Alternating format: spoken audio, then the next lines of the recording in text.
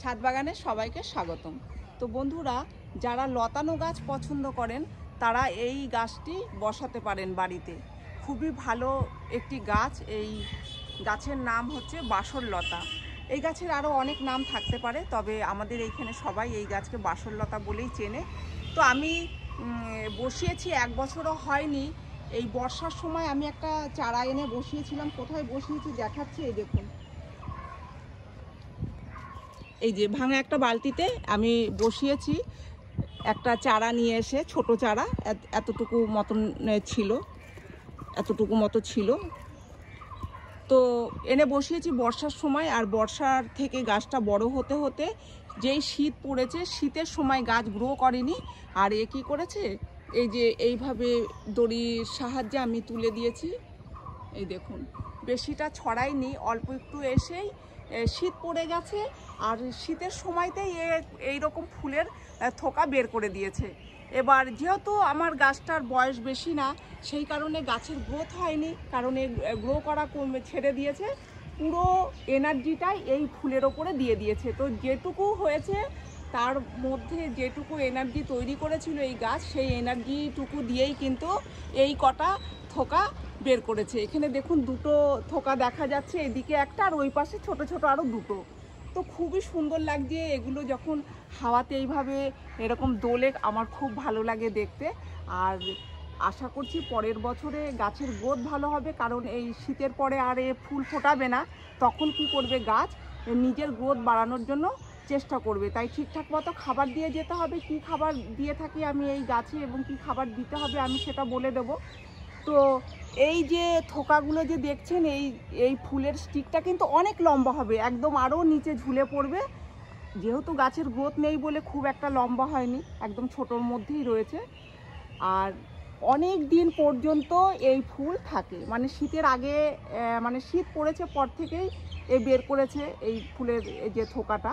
আর এখন শীত প্রায় শেষ হতে চলেছে, এখনও পর্যন্ত কিন্তু ভালো রয়েছে। তার মানে পুরো শীতেই ভালো থাকবে, মোটামুটি 3-4 মাস মতো তো থাকবেই। আর একই রকম যেহেতু থাকে দেখতে, মানে অসাধারণ লাগে দেখতে। তো পরের বছর আমি আপনাদের সাথে নিশ্চয়ই শেয়ার করব যে এই গাছে কতগুলো ফুল ফুটলো, কীভাবে আরও কত ভালো গ্রোথ হলো। তো যে খাবার আমি কথা বলবো, দেখুন এখানে যে আমি গাছটি বসিয়েছি, তো এতে দিয়েছি আমি 4 ভাগ মাটি, 1 ভাগ বালি আর 1 ভাগ জৈব সার দিয়ে এই গাছ বসিয়েছি।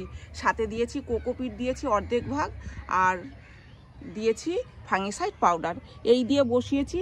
তারপরে ঠিক তার 2 মাস পর থেকে, যেহেতু একেবারেই ছোট ছিল, তো সাথে সাথে খাবার দেওয়া যাবে না, কারণ একটা খাবার দিয়ে আমরা গাছ বসাই, তো সেই খাবারটা খেতেও গাছের একটু সময় লাগে। তাই 2 মাস পর থেকে যেটা আমি দিয়েছি, সর্ষের খোল ভিজানো জল দিয়েছি।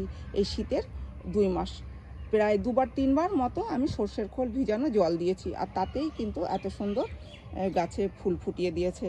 তো আপনারা এইভাবেই খাবার দেবেন, সর্ষের খোল ভিজানো জল দেবেন, কখনো কলার খোসা ভিজানো জল দেবেন, আবার কখনো গোবরের সার ভিজিয়েও কিন্তু সেই জলটা দেবেন।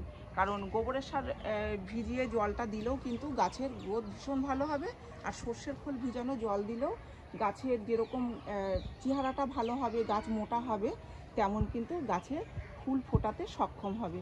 একই রকম খাবার দিয়ে যাবেন না, ঘুরিয়ে ফিরিয়ে দেবেন। কলার খোসা দিলেও খুব উপকার এই গাছের জন্য, এই গাছ বলে না, সমস্ত গাছের জন্য।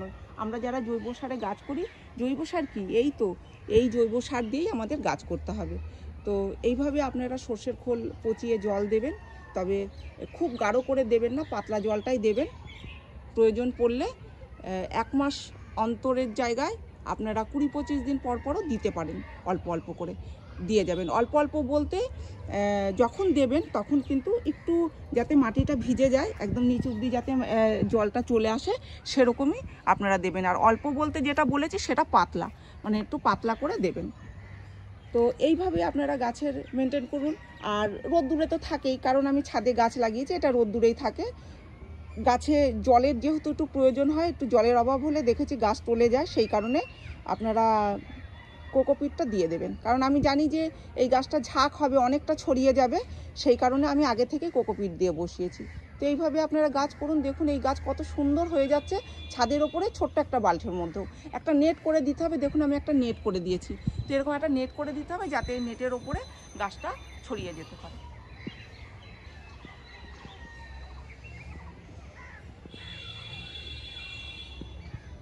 লাইলনের সুতো দিয়েই নেটটা করে দিয়েছি। তো এই ছিল আজকের ভিডিওটি যদি ভালো লেগে থাকে তাহলে একটি লাইক করবেন, কমেন্ট করে জানাবেন আর চ্যানেলটিকে সাবস্ক্রাইব করবেন। আপনারা গাছ লাগান, ভালো থাকুন, সুস্থ থাকুন, দেখা হবে পরের ভিডিওতে।